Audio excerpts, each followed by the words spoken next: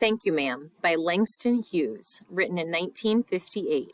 A quick background, Langston Hughes, 1902 to 1967, that was his birth date and the year of his death, was an American poet, social activist, novelist, and playwright. Hughes is considered one of the leaders of the Harlem Renaissance, which was the cultural, social, and artistic movement of Black artists that took place in Harlem from about 1918 through the mid-1930s. In this short story, a boy tries to steal a woman's purse to buy himself a pair of shoes. As you read, take notes on how Roger's character changes during his time with Mrs. Luella Bates Washington Jones. Okay, let's follow along. So it should be up in front of you as I'm reading here. Paragraph 1.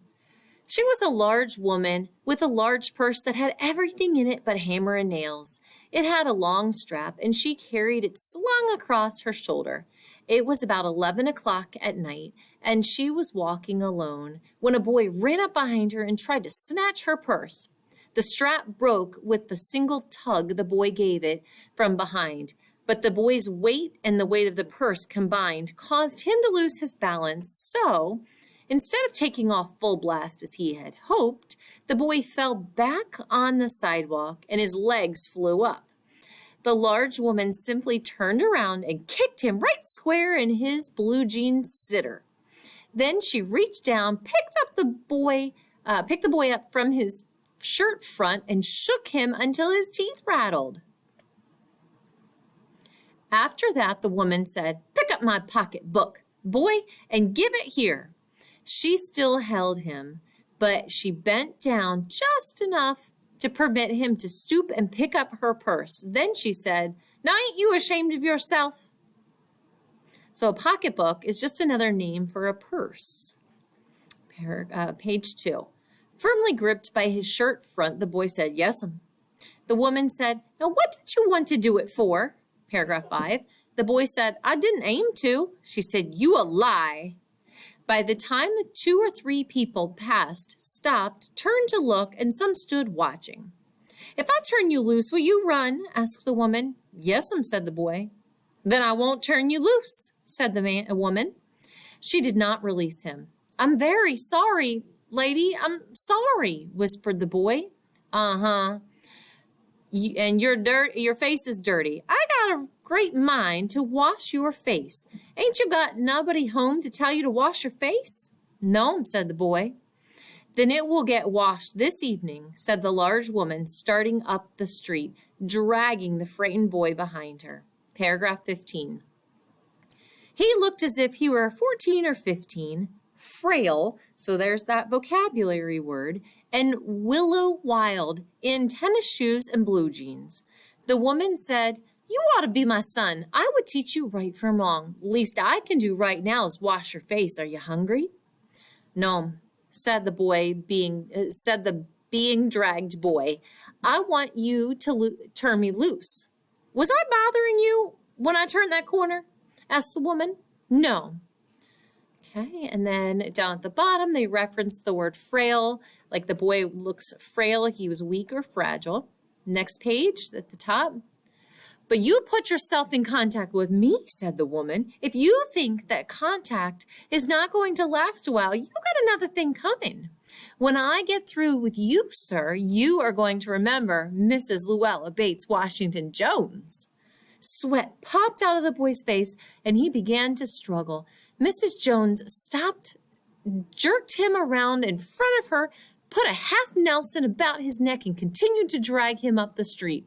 When she got to her door, she dragged the boy inside, down the hall, and into a large kitchenette furnished room at the rear of the house. She switched on the light and left the door open. The boy could hear other roomers laughing and talking in the large house. Some of their doors were open, too, so he knew he and the woman were not alone. The woman still had him by the neck in the middle of her room.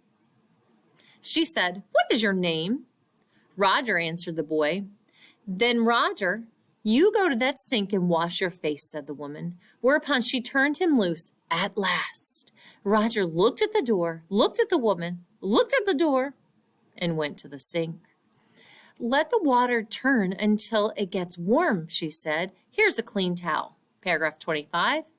You gonna take me to jail? Asked the boy, bending over the sink. Not with that face. I would not take you nowhere, said the woman. Here I am trying to get home to cook me a bite to eat, and you snatch my pocketbook. Maybe you ain't been to your supper either, late as it be, have you? There's nobody home at my house, said the boy. Then we'll eat, said the woman. I believe you're hungry, or been hungry, next page, to try to snatch my pocketbook. I wanted a pair of blue suede shoes, said the boy. Paragraph 30. Well, you didn't have to snatch my pocketbook to get some suede shoes, said Mrs. Luella Bates Washington Jones. You could have asked me. Ma'am? The water dripping from his face, the boy looked at her. There was a long pause, a very long pause. After he had dried his face and not knowing what else to do, dried it again. The boy turned around, wondering what next, and the door was open. He could make a dash for it down the hall. He could run, run, run, run, run.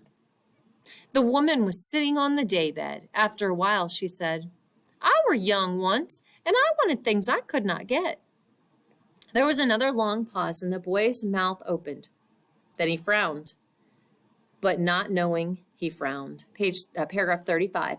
The woman said, You thought I was going to say but, didn't you? You thought I was going to say but I didn't snatch people's pocketbooks. Well, I wasn't going to say that.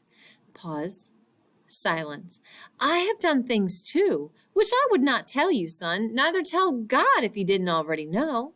So you sit down while I fix us something to eat. You might run that comb through your hair so you look presentable. In another corner of the room, behind a screen, was a gas plate and an icebox. Mrs. Jones got up and went behind the screen. The woman did not watch the boy to see if he was going to run now, nor did she watch her purse, which she left behind on the daybed. But the boy took care to sit on the far side of the room where he thought she could easily see him out the corner of her eye if she wanted to.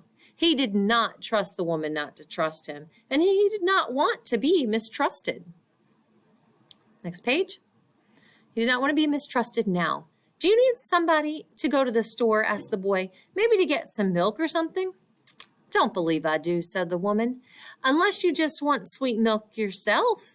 I was going to make cocoa out of this canned milk I got here. That will be fine, said the boy. Paragraph 40.